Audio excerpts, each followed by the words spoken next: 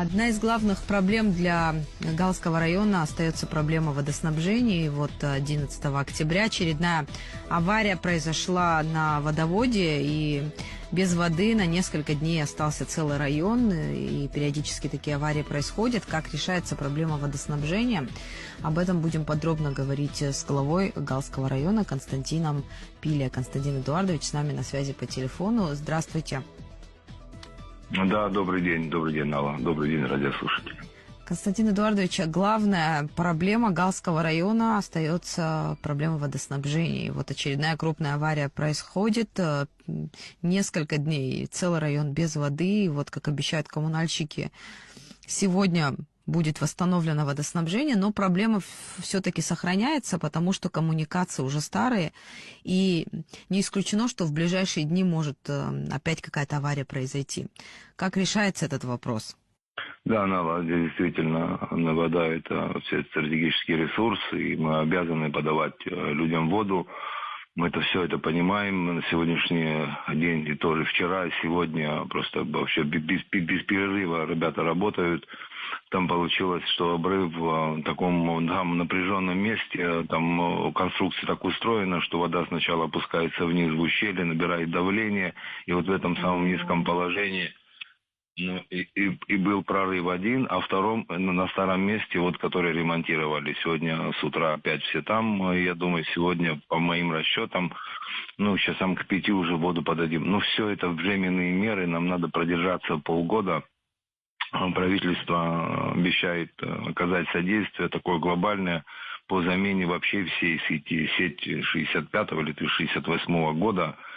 Практически полный износ, и вот как-то их латаем, дабы не оставить людей без воды. Вот эти работы проводим на данный момент. А какой объем средств нужен для того, чтобы вообще такой капитальный ремонт водопроводов? Да, капитальный ремонт по замене вообще всей подающей сети, 12 километров, две параллельные трубы, уже понимаете, объем, это рельеф, это я даже сейчас будет УКС заниматься его проектировкой. Там сотни миллионов рублей пойдут на замену. Но будем проситься и просимся в инвестпрограмму, по которой мне премьер пообещал, что поможет, окажут содействие, и по инвестиционной программе содействие. Вот будем проситься в эту программу, и только так мы сможем ее заменить своими средствами республики. Это практически невозможно. Сейчас республика нам помогает вот это локально победить ситуацию, как говорится. Мы там свои средства изыскиваем внутренние. Вот как-то сейчас эта работа ведется. Но нужно заменять всю сеть. Я понимаю, что бы ты в районе не делал, это я говорю о себе, все это ничто, когда люди не обеспечены водой, самым основным светом и водой. И потому сейчас весь удар мы делаем именно на подачу воды, на бесперебойную подачу воды. Как обещают власти включить в инвестпрограмму, а вот как быстро вообще, как вы думаете, это может начаться? Прям с начала Нового года возможно ли это?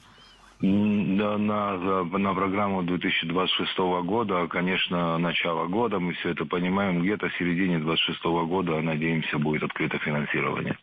Сейчас, чтобы представить вообще масштаб этой проблемы, сколько человек, количество населения, которое остается без воды, сколько сейчас в Галском районе примерно проживает?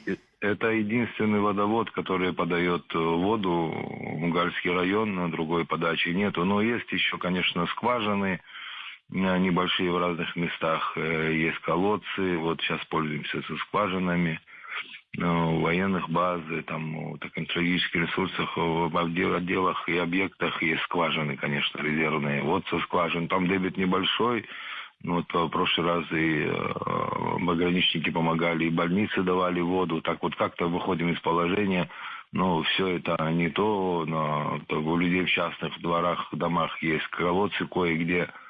Но все это не питьевая вода. Конечно, ее надо все кипятить, проверять. Вот такие вот сложности в районе.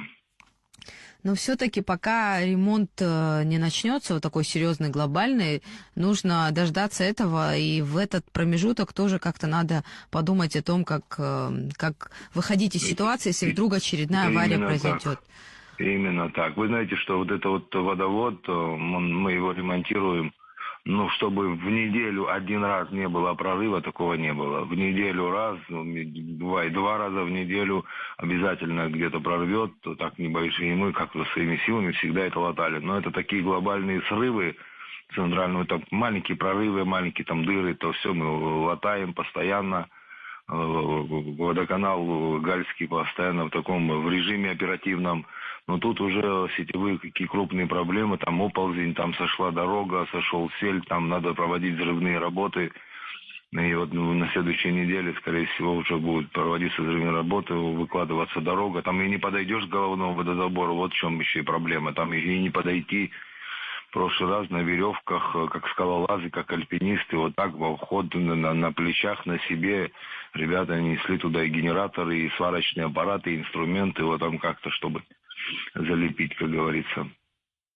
Все это временные меры, и нам необходимо вот такие глобальные инвестиции в водонапорную сеть.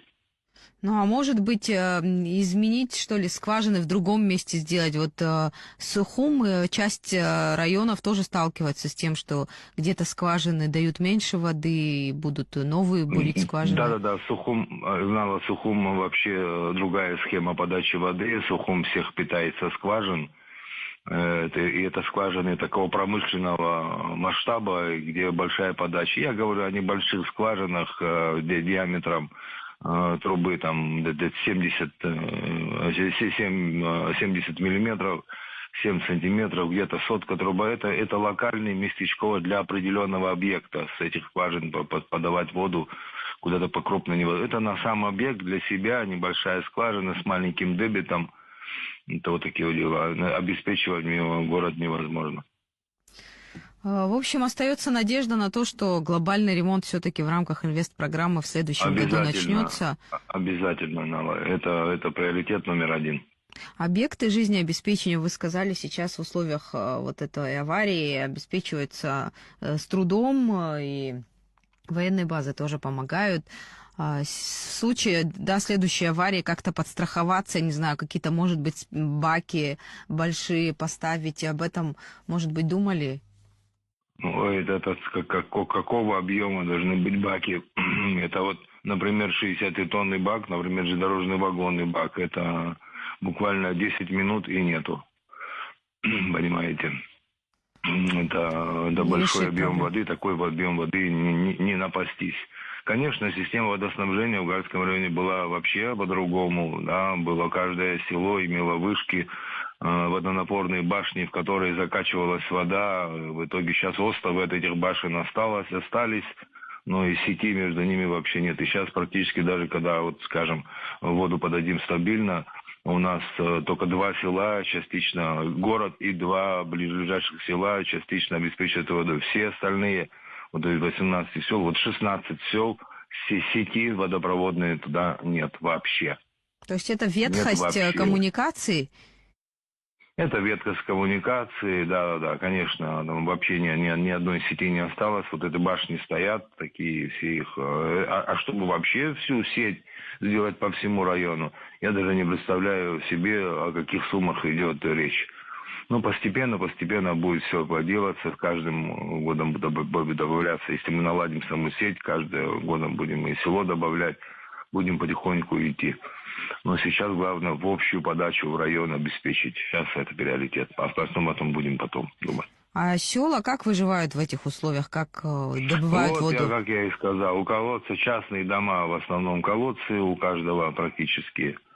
Многоквартирные дома только в городе и в селе Гуда-Хоч, бывшая Приморская. Ну, там 42 семьи живет, там тоже небольшая скважина. Она на этаже не поднимается, но внизу берут люди. Там вообще 42 семьи всего в селе. Там такое пустое село. Если вы помните, я когда там предлагал проект даже какой-то туристической зоны, но был раскритикован на тот момент.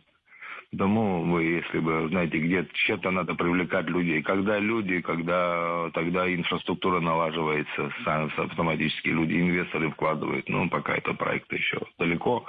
Сейчас надо глобально обеспечить подачу в район. А дальше уже будем думать, как его распределить. Ну и проект в рамках инвестпрограммы, как я поняла, он касается только города и нескольких, вот 2 сел, как вы сказали, Да, он будет касаться близлежащих. только подачи вообще, чтобы вода пришла нам до района. Он будет этого касаться. Частично, в Чтобы, по крайней общем-то, мере, люди решает получили. проблему Да. тоже. Да, мы заменяем сеть в городе по улице Московской своими силами, силами республики. Тоже мы меняем сетевую трубу 200-ку по всей улице Московской. Вот заодно вот это все сейчас воду обеспечим, будем запитывать. Будем понимать, что сейчас города уже у нас стабильно, без протечек. А так протечек очень много, конечно. В общем-то, остается надежда, да, что в следующем году все-таки вот этой глобальной проблемы в вашем районе не будет. Это будет приоритетом номер 1. Да, я повторюсь, это будет самое важное, что сейчас необходимо сделать. Все остальное по красоте, по городу, по обеспечению там какими-то там развлекательными, там это все на потом. Главный приоритет это, конечно, вода. Ну, город готовится к празднованию Дня города, да, уже в эту пятницу вы к нему готовитесь. Расскажите, что интересно, вот все-таки людям нужно, да, поднять настроение, и такая серьезная у них проблема, Конечно, ну, хоть что-то яркое, приятное. Конечно. Да, именно так. День города учрежден уже давно. И мы пытаем, вот сегодня, если воду дадут, мы за ночь успеют, люди приготовятся, и все. Ну, будет по процедуре такое, будет возложение, будет поздравление, будет отмечено работы, особенно тех ребят, которые вот там и днем, и ночью бьются за воду, коллективу управления городского хозяйства, водоканала, подготовлены благодарственные письма всем, кто за год отметился в работе, это работники администрации, здравоохранения, образования, УВД. И те люди, которые вот год именно провели вот так с честью, достоинством и ответственно. Вот такие будут процедуры. Потом, конечно, будет праздник. И все 19 школ, все 18 сел, все будут, у каждого будет закреплен стол, и будут все в свои явства, все самое вкусненькое, как говорится, все будет установлено в парке. Приглашены много гостей, потом будем всех угощать, и, надеюсь, все будет хорошо. Праздник, Погода несмотря ни на бы. что, праздник будет, это главное. А сейчас пора сбора урожая. Вообще в этом году какая обстановка в районе? И вообще раннее похолодание, как-то это отразилось, может быть, на сборе урожая, может, на созревании? Ну да, от него, конечно, неделю на сбор, тут погода забрала, как говорится. Ну, в общем, урожай хороший, были проведены меры по борьбе с мраморным клопом. Кстати, вот я замечаю, что у нас в районе его поменьше, как бы, и вообще в Абхазии поменьше, как вот я смотришь, да, СМИ там прямо заселено вот этим мраморным клопом. У нас ситуация немножко лучше, потому что мы, наверное, экстренные, Минсельхоз давал нам все пестициды, все мы раздавали людям, селам, главам под ответственное, да, там раздачу. Эти работы все проводили под надзором Министерства сельского хозяйства. И у нас урожай в этом году хороший, люди собирают, оказываем содействие на вывоз. Ну, где в какую сторону, как говорится, кто хочет, лишь бы у меня сельчанин и крестьянин, чтобы он заработал деньги, на котором он год работает. И урожаи хорошие. По объемам и по видам сейчас какие виды? Сейчас в основном орех. Сейчас в основном орех-фундук, сейчас сезон ореха-фундука, потом будет цитрусовый и так далее, и далее, все по сезонности. Но хурмы не так много, по-моему, в Галском районе. Основная продукция – это орех. Это орех и цитрусовые, да, конечно же. Ну, не считая те частники, которые делаются. Там кто-то, ну, по голубике вы знаете, да, там все остальное вы знаете, да. В основном в таком масштабе, в 1000 тоннах, это, конечно, орех и мандарины. А вот какое-то производство, может быть, небольшие объекты, которые там переработкой занимаются. Есть ли какие-то... Конечно. Вот была же тема по представлению. Ну, было как проект приезжали в район, обсуждали, чтобы весь орех шел не на вывоз в таком виде, вот как орех-фундук, да, в скорлупе, а именно отдавался именно всем производителям, и для того, чтобы его там колоть, пакетировать и все. Но это не нашло понимания, в частности говоря, я тоже был против, потому что это занижает цену, когда человек не может продать туда, куда хочет, а должен продать в определенное место, это, конечно, влияет на цену. Я тоже свое мнение высказал, был услышан. Этот проект пока отменили. Сейчас люди, если переработчики ореха предлагают нормальную сумму, да, устраивающую крестьянина, он, конечно, сдаст им. Если мало оплачивает, конечно, он будет стараться его вывести и продать подороже. Это логично, это и правильно. На сей счет я говорил производителям, давайте поднимайте цену, конечно же, предлагайте людям ту цену, за которую им будет, по крайней мере, не накладно, да, там, отдавать это вам. Сделайте так, и тогда все будет ровно. Пока идем так. Кстати, на внутреннем рынке розничная торговля фундуком, она достаточно популярна, и небольшие объемы фундука, запакованные красиво, они сейчас на прилавках вообще в каждом магазине люди охотно покупают. И вот такую нишу они все-таки нашли и занимают. Мне кажется, это вот такая интересная форма подачи. Очень хорошая, но она не в большом объеме. Переработать эти десятки тысяч тонн в такую продукцию невозможно. Частично идет так, частично идет на то, что вы сказали, уже на готовую продукцию. Но это объем не такой огромный, чтобы освоить весь урожай. А что касается цитрусовых, экспортировать тоже не так просто. Это должны быть отборные плоды, а вот, допустим, не калибр, да, когда говорят, допустим, плоды маленькие, не очень красивые. Все-таки промышленное производство хоть в каком-то объеме, если было бы интересно и для местного населения, и для экономики. Верно, вы владеете ситуацией, да, у нас 2 года назад и год назад половина урожая, чуть меньше половины, можно сказать, остался на деревьях. Это не кондиционный товар. Я бы говорил, что не делать так. Соберите все, откалибруйте. На то, что имеет товарный вид, товарный размер, да, вы его продадите, понятно. А вот маленький будем предлагать на соки, джемы. Проекты есть, люди прорабатывают, обращались несколько раз, но пока мы еще в эту сторону еще не двинулись. Проекты по тому, как перерабатывать некондиционный, этот малоразмерный мандарин, проекты есть. Обсуждается, делать из него, из цедры делать пудру, есть уже такой опытный образец, уже делали, он идет и на кондитерские вещи, там еще на что-то. Эти проекты есть, и уже проработки есть. Но начало мы еще не приступили, люди еще не приступили вот такому прям большому производству по переработке некондиционных размеров. А так вкусовые у них одинаковые, что мелкие, что крупные, они по вкусам одинаковые, по качеству одинаковые. Но вот так вот получается, что пока вывозится только калиброванный хороший мандарин на прилавке. Потому что конкуренцию на российском рынке, например, тоже надо выдерживать, а там из разных стран завозят цитрусовые, поэтому, конечно, покупатель хочет отборный товар. Да.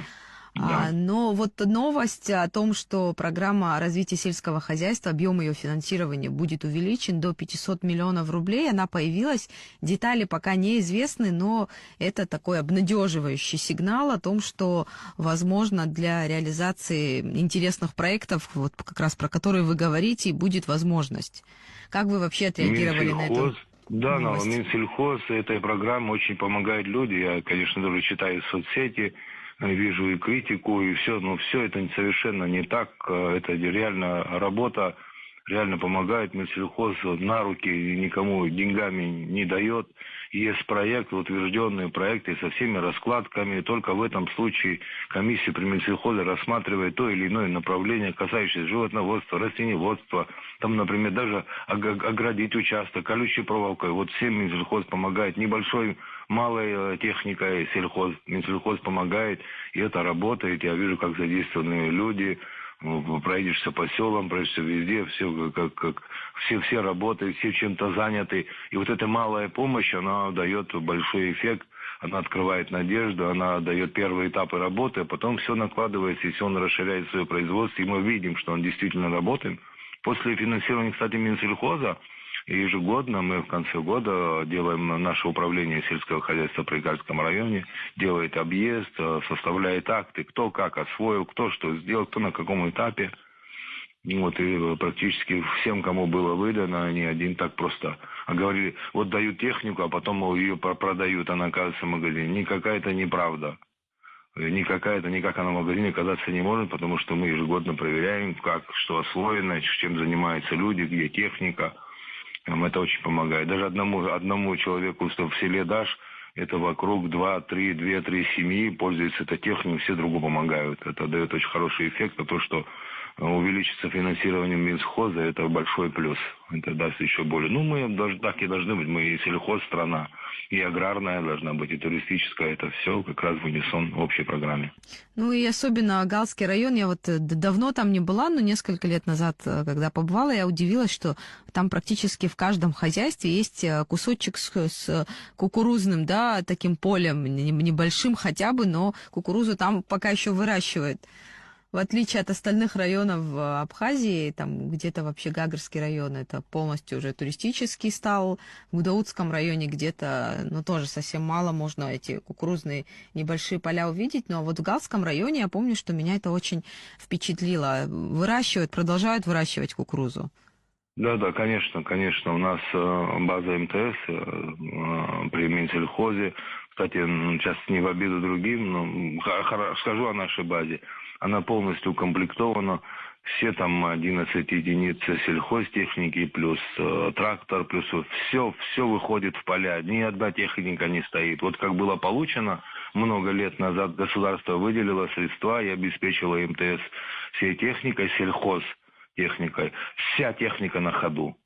Я говорю, редко где это увидишь. Вот в сезон пахоты заезжаешь на базу, ничего не стоит, ничего не сломано, там что-то какой-то неисправностями стоит, ой, это не работает, та не работает. Нет, вся к сезону подготавливается, и все выходят в поля. Ну, за что им, да, честь и хвала. Люди работают. Константин Эдуардович, немного времени до конца беседы мне бы хотелось подытожить и немножко, конечно, с прицелом на будущее поговорить вот о планах на этот год, об объеме, может быть, урожая, на который вы рассчитываете.